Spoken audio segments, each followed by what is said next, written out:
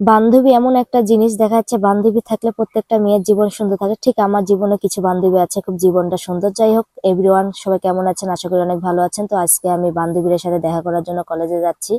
আর বাসায় থাকতে তো বেশি ভালো লাগে না, তো যাই হোক যাচ্ছিলাম কলেজে। তো আর এত রোদ ছিল, আমার মুখটা একদম কালো হয়ে যাচ্ছিল। তো এই যে আমাদের হাই স্কুল, দেখো এভরিওয়ান, অনেক সুন্দর হাই স্কুল। তো আর কি, এটা আমাদের বাজার। তো বাজার একদম ফাঁকা ছিল, কারণ সকালবেলা তো কোনো মানুষ থাকে না। আর সবচেয়ে বেশি কষ্ট করে এই ব্রিজে উঠাই, ব্রিজটা পার হয়ে ওপার যাওয়াটা যে কি কষ্ট, এটা আর বলে বোঝানো যায় না। তো যাই হোক, আমার তো যাইতেই হবে।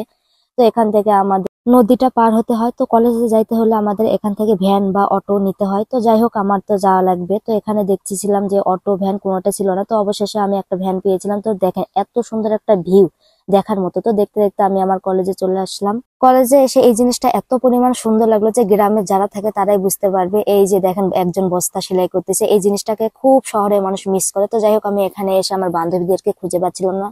তো আমি তাদেরকে ফোন দিচ্ছিলাম, কিন্তু দুঃখের বিষয় তাদের ফোনটা বন্ধ ছিল। তো অবশেষে আমি আমার বান্ধবী পিঙ্কিকে ফোন দিচ্ছিলাম। তো ও বললো যে ক্লাস করতেছে, তো পুরাতন ভবনে ক্লাস করতেছে। তো যাই হোক, আমি আমার বান্ধবীকে পেয়ে গেলাম। তো সে আমাকে রিসিভ করতে আসলো তার রুমে নিয়ে যাওয়ার জন্য। তো মা যায় দেখি এরা তো স্যারদের কাছ থেকে সাজেশন নিচ্ছিল। তো এদিকে আমারও অনেক একটা উপকার হলো, কারণ আমারও সাজেশন নেওয়া লাগতো। আর এই কলেজ থেকে যারা সাজেশন নেয় মোটামুটি সবকিছুই কমন আসে। তো স্যার গুলো এত পরিমাণ ভালো, স্যারটার ব্যবহার অনেক ভালো। তো এদিকে বান্ধবীরা ক্লাস করতেছিল, বুঝাই নিচ্ছিল। আমি বসেছিলাম, তো ভালো একটা ভিডিও নিয়ে নি। তো এদিকে আমার তো কোনো কাজ নাই, তো এদিকে সই দেওয়ার একটা জিনিস পাইছি। তো যাই হোক, আমার তো কাজ, এটা মুসলিমদের যেরকম টিপসই দিয়ে বিয়ে হয়, তো আমি একটা ওরকম একটা ফিল নিচ্ছিলাম। তো যাই হোক, অবশেষে ভালো লাগলো। তো আমি আবার দেখলাম স্যারের সামনে খাতা ছিল, খাতাতে আমি আবার টিকসই দিচ্ছিলাম। তো বান্ধবীরা ক্লাস করা শেষ, বান্ধবীরা সব ম্যাডামদের সাথে দেখা করতেছে। তো এদিকে আমি দেখলাম যে কলেজটা অনেক সুন্দর করে প্রায় লেখালেখি করে সাজাইছে। তো যাই হোক, কলেজে আসছি অনেকদিন পর। তো এদিকে বান্ধবীকে পায় তো আমার মন অনেক খুশি, আমি ঢং করতেছি। তো বান্ধবীকে বলতেছি চল দোতলার উপর যাই। তো আমি দেখেন কাকের মতো লাফ দিয়ে উঠতেছি সিঁড়িতে। আমার সিঁড়ির উপর উঠা দেখে প্রায় অনেক ছেলেরা হাসতেছিল। তো যাই হোক, উপরতলা যায় দেখি ও মা, এখানে তো দুটা স্যারদের সাথে দেখা হয়েছে। স্যারেরা আবার জিজ্ঞেস করতেছে কেমন আছে। তো এই আয়না পায় তো আমি আবার ভাল্লুকের মতো নাচতেছিলাম। তো অবশেষে ঘুরে আসার পর আবার সিঁড়ি থেকে নামতেছি। তো আমরা এবার ভাবলাম যে পুরাতন ভবনে যাব। তো যাই হোক, সেই কাজ। তো এদিকে অবশেষে এই সাইডে একটা পুরাতন ভবন কলেজ ছিল। তো এদিকে এসে আমরা আবার একটু বসলাম। তো বসার পর একটু কিছুক্ষণ গল্প করলাম। তো বান্ধবী বলতেছে চল রুমে যাই। তো রুমে যাই দেখি ওখানে আরো মানুষজন ছিল। তো অবশেষে আমরা বাসায় যাব। তো ভাবলাম কিছু খেয়ে নেওয়া যাক। তো এখানে ক্যান্টিন ছিল, সিঙ্গারা, পেঁয়াজি, বুট, কারণ এখানে তো তেমন কোনো কিছু পাওয়া যায় না।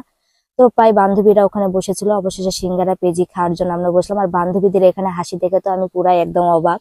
এখানকার সিঙ্গারাটা তেমন ভালো ছিল না, কিন্তু পেঁয়াজিটা অনেক ফেভারিট ছিল। আর পেঁয়াজিটার এত পরিমাণ স্বাদ তা বলার বাইরে। তো বাসায় যাওয়ার জন্য আর কি যাচ্ছিলাম। তো দেখেন, আমরা আজকে ভাবলাম যে বাসায় হেঁটে হেঁটে যাবো।